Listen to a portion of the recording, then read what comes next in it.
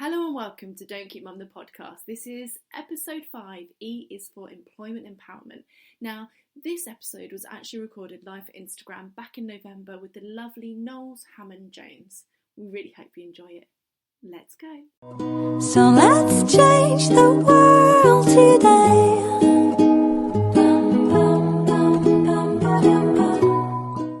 We normally, our spiel, when we talk to people and say how we met, is we say that we met at the last Don't Keep Mum event. And actually, when we were talking through things and going through like how things happened, we actually met at the library. We did, yeah, which I totally forgot about. Yeah, at a mummy and toddlers group. Yeah. Because I was afraid of NCT groups, and you'd had a bad experience with NCT groups, and we both ended up at the local library using our toddlers as an excuse to get out of the house. Yeah, basically, and to get a cup of coffee, because they served coffee. Yeah, which was like, wow. Yeah, give the child a biscuit. I'm just going to sit over here quietly and have a coffee. Yeah. Yeah, and then the first time we properly met, that we properly had like a conversation and our friendship started, was at the last Don't Keep Mum event. Yeah, which I'm not gonna go into huge detail about, but basically they started off the back of my experience as a mum, and I had Theon 3 months after I had a miscarriage, and I lost my job because of the miscarriage. And actually, with him, he was therapy for me. So having him kind of took my mind off things. And although I had some physical ailments like prolapse and a third-degree episiotomy, my mental health was really good when he was born. And then when P was born, it was the flip side. So physically, I was great, but mentally, I suffered really badly from postpartum anxiety. And so all the way through, the one thing that kept me going was Don't Keep Mum. Was meeting up with other parents, getting parents out in the community, and kind of just advocating for our right to have a voice, because there were so many things that just hit me, full in the face when I had the kids that I had no idea about, and I was like, why are people not talking about it?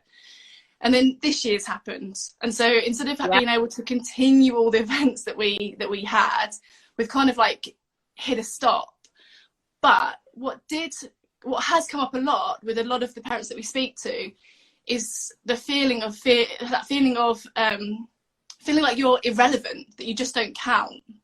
Yeah. And a lot of that does come from stepping away from your career, or not being able to kind of earn, because you're doing a more than a full-time job that you're not paid. Oh, it's more than a full-time job.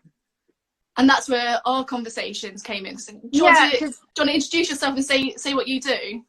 Yeah. So for those of you, hi. So I'm Nolene, but I go by Knowles, because my mum's called Nolene. Love my mum, but I'm not a fan of the name. So Knowles. And for any family who might be on, yes, I was junior, but I like to go by Knowles. I'm an international career consultant. I'm originally from Ireland. I've been over here half my life now in the UK. Came to university, met my husband, and I've been here ever since, really. I have a little boy. He's 3. He's my IVF baby. And we've basically bonded over a number of things. I did suffer from some anxiety after I had my son, but didn't recognize it until a lot later that that's what I was going through. So things like fear of leaving the house. He wasn't great in the car, and he would cry, I would cry. Oh my God, it was a mess. So for any of you out there who are full-time parents, when I went back to work, it was a break. It's easier to handle upper management than it is a child. So going to work meant I could enjoy a hot coffee. It meant I could go to the toilet on my own. It meant I had time to myself to kind of just process things. So kudos to anybody out there who's a full-time parent, because it is so hard. What was that video that we watched the other day? With with the two mums. Yeah, Life of Mummy. So the one woman said, I had a high-powered job before I had kids. Yeah. And she's like, and that was a piece of piss compared to... It is, though. It really is. I don't think anyone until they do it, until they're a full-time parent, whether you're male or female, don't understand what it is to really experience what it is in a day-to-day basis with a child. And, you know, there is this misnomer of, you know, having a coffee, sat down, doing your yoga, watching movies, catching up on Netflix, and it's like, no. Like this morning, for example, I've been awake since 5:30, and when my husband came downstairs at noon, I had the same cup of coffee, topped up twice, microwaved about 3 times, and I still hadn't finished it. So that's just an example of like one morning in a parent's life. But yeah, it's really difficult. That's why I drink frappe, so I can pretend that I want to drink my coffee cold. So I can make myself feel like I've got choices. But I think I am a complete advocate. I think that all parents are full-time parents, and I'm a complete advocate for staying at home. And I'm a stay-at-home mum. I'm really privileged that I get to work from home. But before I started working, I looked after my kids, and that's what I did, and that was my job. It was the worst paid job I'd ever done in my life, and it was 24/7. But I think both of us, what's come out of our meetings and our chats is that the idea of career empowerment is that everybody should have the right to be able to earn and go back to work if they have the need, or if they have the desire to, they should be able to. And I think a lot of people feel that there just aren't the careers pathways for them to do that, especially after children. Not just when you've had kids. I mean, right now, 2020, there's been so many people that have been made redundant, so many people on furlough, and they're uncertain of, you know, what the next step is. And there was a quote, I think it was probably from Gary Vee or someone like that, about that in the worst times, that was where the biggest opportunities are, because this is the time now to work out what you want, and to move and step into the role, or the role that you want. But how do people do that? What, you know, are there any tips? I think we've got to get beyond our limitations. So many of us, and again, we talked about that misnomer, didn't we, of being a stay-at-home parent means X, Y, and Z. And sometimes that's drilled into us. And that in itself can be a barrier to acknowledging your own value, acknowledging your own skills, acknowledging the immense work that you do in a 24-hour period just to stay alive, no matter anything else. So I think that in its first instance is what I think parents, carers, anyone who has those kinds of responsibilities where you've had to take a career break, or you've chosen to take a career break because it's something you want to do, or something you've had to do. So I think for a lot of people, getting beyond that and realizing actually what I do on a day-to-day basis are valued skills by employers. And I think as well, employers' perspectives on what can be done in an agile, flexible workplace has massively changed because of the pandemic. And they've seen how parents can juggle the childcare and the workload. And I mean, we do it sometimes to our detriment, but we show how versatile we can be. So I think for a lot of parents, it's getting beyond your own limiting beliefs and understanding I have value, I have worth, what I can offer a working environment, whether it's remote, whether it's through working part-time, offering my expertise on a project basis, whatever job share. I've seen job share come up so many times. This year seems to be like the year for job share, and it does seem like a really good idea, because I remember seeing roles thinking that I would be so good for this if it was just like Monday to Wednesday, or if I could share the responsibility with somebody else. And sometimes an employer will consider that. So if you see a job you really want, and there's usually 9 times out of 10 a contact detail on that job description, ring them, ask, is it available part-time or as a job share? And they just may not have considered it because nobody thought of it. But as soon as you suggest it, and I have in the past spoken to colleagues about jobs that we wanted to go to as a pair. So we've gone, oh, this is a really good opportunity, but I don't want to do it full-time. Do you? No, okay. Let's go to the manager and say, actually, this would be really good as a job share opportunity. And as long as you have, the business case, now I'm not talking go out and learn how to write. I mean, literally, just what are the positives for them? Because that's all a manager wants to know is, how are you going to make my life easier?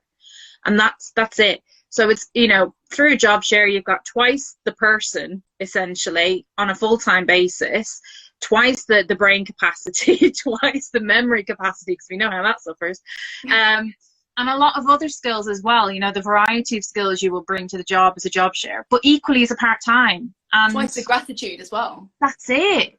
There's so many. I think we read what's put in front of us and just accept it as that's it. But actually have a conversation. You know, there's no harm. Worst case scenario, employer says, actually, no, we really need someone full time. If you then go down the route of, okay, so it can't be part-time, would you consider it as a job share? They might go, well, actually, if you're considering doing it Monday to Wednesday, somebody might actually want to do it Wednesday to Friday. So, yeah. Or somebody might have even approached them already. Somebody might have said, look, or there might be someone in the office. Do that. Yeah. Yeah, exactly. Might be somebody already in the office who's like, I want to reduce my hours, or I want to, you know, go up a grade, but I can't afford to go full time. And I think for a lot of women especially, that's a barrier to career development, is the lack of that progression, being flexible, because, you know, we have to a lot of the time base our work hours on school pickup times, and we have to be flexible, and kids get sick, as we know. So sometimes it can just be really hard to progress, because you will see that, and I've spoken to a lot of my friends and colleagues who are in senior positions, you know, it is stressful, and sometimes they will do a job part-time, but they're still working full-time hours. So it's getting that balance, but opening that dialogue is critical. Do you think there's a huge, and I'm talking like for a friend here, do you think there's a huge amount of fear around no? Yeah, I think people will assume that if I ask the question and the employer says no, that's it, I'm blacklisted. Yeah. But it's not the case at all. I find that with a lot of employers, just opening the dialogue is enough. And I think as well, there's this misunderstanding that an interview is you being interviewed and you need to prove your worthiness for that role. It's a two-way process. You know, you've also got to think about the employer's chosen you, or you've gotten to interview stage because literally you have everything they want, and it's a costly process. So for them to go back out to interview, no employer wants to ever do that, because it's a pain, it's costly, and they've got what they want in front of them. They just want to see how good a fit you are. But equally, it's your opportunity to say, well, how good of a fit are you with me, you know, and how flexible. So it is a two-way process, and I think a lot of people fear asking questions in case it makes them look bad, and it really doesn't.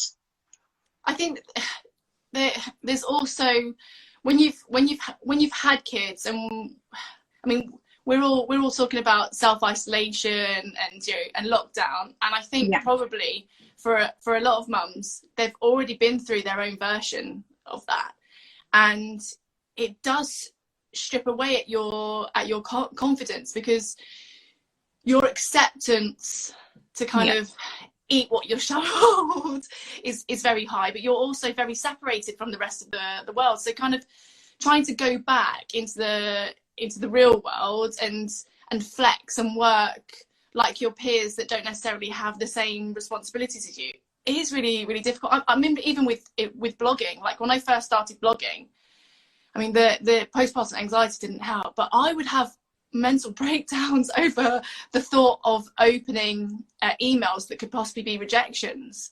And the truth is, it doesn't really matter. Like with every rejection, nothing changed. But it's also a learning curve. So it's taken that rejection not as a rejection, but as feedback. Okay, so I didn't get this, but why didn't I get it? And don't be afraid, again, if you do get rejected from something that you've put yourself forward for, ask for feedback and take it as a positive. You know, you've gotten quite far in the process. What was it that just didn't go in your favor? And sometimes it can be something as simple as, you just didn't give us enough information. And, you know, you think to yourself, because a lot of people, again, and I had this the other day, someone brought it up, they were like, I'm afraid of coming across like I'm arrogant or I'm boasting. And I'm like, well, if you don't tell them how great you are, no one else is. Yeah. But I guarantee you, Joe Bloggs is currently sat there saying, I'm amazing. I've got all these skills. I've got all this experience. And if you hold, now I'm not talking with attitude, But if you can put across and evidence your skills through experiences, that's all employers are looking for. Make their job easy. Yeah, in everything that you do, especially if you have to do it a lot and often, there are transferable skills. I mean, even I realised even little things like adjusting bedtime. So when I first had the kids, there was no bedtime, because I thought, well, I'm not going to bed anytime soon, so it doesn't matter if they do. And then as you start to kind of come back to yourself and you start to get your appetite for life and doing all the stuff that you did previously, you think to yourself, I could do with getting them to bed earlier, because if I get them to bed earlier, I've got more time in the evening. And you do it, and miraculously, by the time they're 5, you do have a bedtime routine, and you do have increasing like sections of time for yourself. Yeah. And I think there's things like that people need to give themselves credit for, and realise that if you transfer that into an office or into a project, I know managers that are paid huge salaries that are piss poor at managing their time. They can barely manage themselves, let alone other people. And so as a parent, you automatically have this ability to manage multiple people. I think there's a multitude of skills though. Like, if you think as a parent, and I'm not blowing these up to make them sound business, it is true. If you're a parent, right, you've not only got the best time management skills in the world. Again, think about the lengths we go to get a coffee. That's not just time management. That's creative thinking. There's a lot of skills that you'd use, and we laugh about it, but it is so true. And the same with conflict management. Trying to calm a situation down, how your tone of voice, your demeanor, all of this, as we have all learned through our own kids, can either make a situation into World War III, if we're just tired of the stop it, and we know that, whereas if we approach it differently, use a different tone, and we're pragmatic about it, we can bring somebody down from a meltdown. Those kinds of skills are what employers are looking for. They're looking for the creative thinking, the time management, your life. And this is something I've struggled with, as you know, recently, is the multitude of things I have to manage. So we're looking at moving house. I've just finished my OU postgrad diploma. I've just finished an in-house management course. I'm also now doing a coaching course. I've got my child to manage who's just passed his first hearing test, which is amazing because that had a whole other suite of things with it. My job, obviously, you convinced me to start a blog at my busiest time in the world. So I've got, and it's managing all those elements, and put anyone else into that situation, like literally just drop them in and their heads would explode. But these are skills I've built up over the last few years of just understanding, right, what are my limits? What can I do? Where can I find the time? Where can I dedicate the time? Where can I get support if I need it? Which isn't always easy because and that's it. Supporting one another is so important. Sometimes we're so quick to tear each other down. We don't realize that as much as social media is amazing and it opens doors and it creates these insights into people's lives and life hacks and everything else, it can also kind of filter what's going on behind the scenes, which is a manic person whose life is slowly imploding, but is just about coping and just about managing going to the surface. And I think that's really important to not jump on a bandwagon, or not just to jump and tear somebody down or make assumptions because of what they're putting out there. It's really like, consider, what are we all dealing with? Give somebody a break. If they're struggling or if they've done something wrong, don't jump on them. Let them have a moment, let them recover, and let them come back, because we've all made mistakes. And I think we're our worst enemies, but we can be our best supporters. How I know we always talk about how social media can be used for evil, but I know that with your students in particular, you peddle social media because it's a free tool. How do you think that anybody at the moment, anybody that's out of work that wants to get back into work, any parents, how do you think social media can be used as a useful tool to, I don't know, maybe reinvent yourself, or to look for work, or to create the career that you want to? And why is it important? Yeah, I mean, loads of it is important in terms of what employers are looking for now. They are looking for that digital element in terms of skills. They want your knowledge of social media, because they are so reliant now on social media and online platforms in delivering their brand messages, in being accessible. So a lot of employers are using LinkedIn, they're using Twitter. Yeah. Ali's just said LinkedIn is fab. I got my job through it. Yeah. It's using these online platforms not only to get jobs, but also to find projects you want to work on, to volunteer your time to help somebody in order to build your visibility and profile. But they're absolutely essential. So I've said to a lot of my students, because when you're a graduate and you don't have a lot of experience, LinkedIn can seem intimidating. And I think that can be the same for a lot of carers or parents who've been out of work for a while. They feel like you need to have something to say. You need to be a CEO or CFO or something with loads of letters. And it's not the case. It's a professional platform where you can share your insights. So with my graduates, I'm like, write an article about how you're coping with the pandemic. You know, as a graduate student, how are you affected? How is it affecting your job search? What are you doing to build up your skills and knowledge if you can't get a grad job? And just sharing those thoughts and insights are things they've learned. One of the groups I'm part of on Instagram, somebody put together a reel on how to use reels, and they taught themselves how to do it. That's just so clever. And that's something that if you can spend that 20 minutes, half an hour to teach yourself something, it's a skill. Yeah. It's a skill that you've gained. I do think you're right about LinkedIn. I think people worry that it is too formal as like a first step to going back to work. But the fact of the matter is, I mean, the way that I have had all of my wins has been through networking. Yeah. And you know, if an event popped up, or if someone said, I think you should meet this person, then I was there. You know, it didn't matter if I had to like travel across the country to get there. I would go. If there was an opportunity, I would take it. But the minute no matter how raring to go you are, you can't do that. No. But on LinkedIn, you can place yourself next to CEOs. You can place yourself in conversations with decision makers and people that are that make decisions on employment, and that is huge. It's the old saying, isn't it? Who you know is as important as what you know, and now more than ever, we're so more networked now than we were, and it's using your networks. It's using the people you know. As you progress, what the theory is, if you go through your average career, as you progress through your career, networking becomes more and more of an element for your next role. So it's meeting people at conferences, which I know is impossible right now, but online conferences.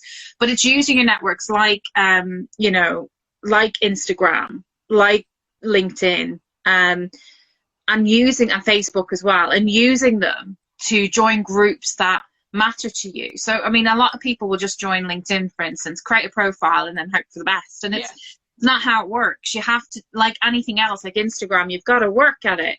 You've got to build your networks, you've got to build your profile, you've got to join groups that emulate what you want to do, whether it's your field of interest, your sector, your specific knowledge. So if you're a mum and a blogger and that's what you want to do and that's what you've been doing, the number of marketing skills and strategic skills and insights that you've gained from doing that and setting up essentially your own online business, that's what employers are looking for. They want that entrepreneurial spirit. They want people to be innovative. They want people to use their initiative. If you look at it from another perspective again, that this is again, we're talking about how you can find pathways into a career that you want, or how you can make something from nothing.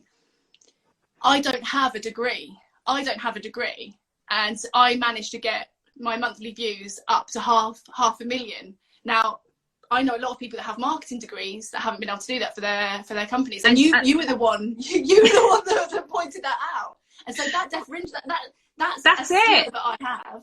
And you've got to not be limited either, because I work in the higher education sector, and I hear this all the time for anyone who's out there who's not got a degree or who hasn't done great at their degree. It's not the end of the world. I mean, it's looking at not focusing on the result, but focusing on what did you gain as a result of that experience. I did a marketing degree, and I don't know half the crap you know. You don't have to have a piece of paper to say you're good at anything. A lot of the time when you have kids, your salary and your ability to earn drops. Yeah. And a lot of people are earning, despicable. Like if you look at what they're trying to live on and trying to survive on and trying to grow like future generations on, it's disgusting. But you don't need to have money to be able to get those things. No, your network is important, and yeah, you can go back to university at any time in your life. And I know people go, oh, yeah, right. But I've worked with mature students for years. And many of them were either out of work a long time and looking to gain a skill or an insight into a particular area or go into a vocation. And if you come from a family that has never been to university or you're mature, then you come from a background that I guarantee you there's a bursary out there somewhere. Yeah. I guarantee you there's obviously student loans as well, which I don't wholly agree with. But the student loans are there to support you, and there is money, there is pots of money that you can make available to you to enable you, and probably is actually in some ways a little bit easier than welfare or benefits. So it's you have to weigh the pros and cons. But if you do the research and you ask the institutions that you're interested in, look, I want to go back and I want to do a year certificate or diploma or whatever it is so I can open a door for myself into something, then you can do that. But equally, there's so many now, and I don't know if you've seen them, but LinkedIn Learning and Coursera and edX, all free. And you can do them online in your own time, and get them on your LinkedIn and show an employer. Coursera, is that how you say it? Coursera, that's it. Or I might be just saying it the Irish way. I don't know. Coursera. It's course, COURSE, and then RER. Yeah. Exactly. But those you can. They're like little bite-sized chunks. Some of them are free. You can get paid ones. They're like almost like a point scheme, aren't they? And sometimes they're good that if you're looking for jobs and there's maybe a repeated skill that's coming up that you don't know about, or you don't know if you have, you can take them almost like a refresher or like an early learning into that to kind of bring yourself up to scratch. If it's Excel that you've not used in a few years and you want to get up to date on all the ins and outs of Excel, there are so many free courses out there. Every day, I guarantee, because we've moved everything online, and I've been doing my job as a blended approach for years now, because most of my students have either been distance learners or overseas.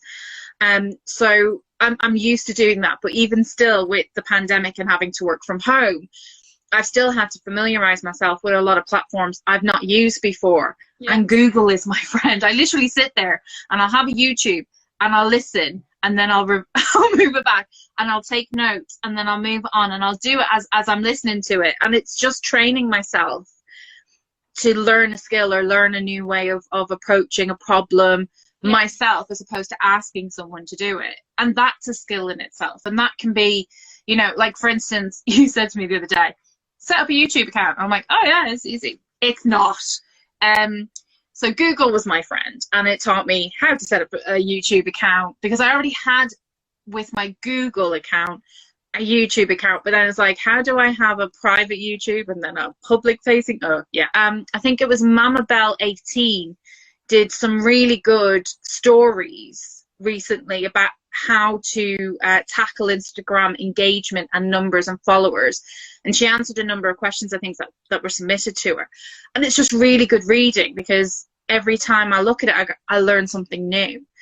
So it's just spending the time, isn't it? Just to kind of make time. And it could be, right, you normally look at Instagram stories, well, have a spin through them and see if there are any to learn ones, like top 5 followers tips, top 5 how to use reels, how to use stories, how to increase engagement, because people are sharing that information for free. Whereas there's so many platforms and apps and stuff that charge you to do the same thing. So that you don't need money and you don't need a degree. You just need to be able to articulate what you've got to offer. That's all it is. And sometimes it can just be sitting down with somebody like me or a career coach and just getting them to ask you questions for you to then realize, actually, I do that. Oh, and that is my skill. oh, and I do have that knowledge. And I know that sounds really daft, but that is what happens. We don't realise the skills we use day in, day out, and how they can be framed in a way that an employer will see useful. I want to say a huge thank you for giving your time. It's been so much fun. Thank you. See you later. Bye. So let's change the world today.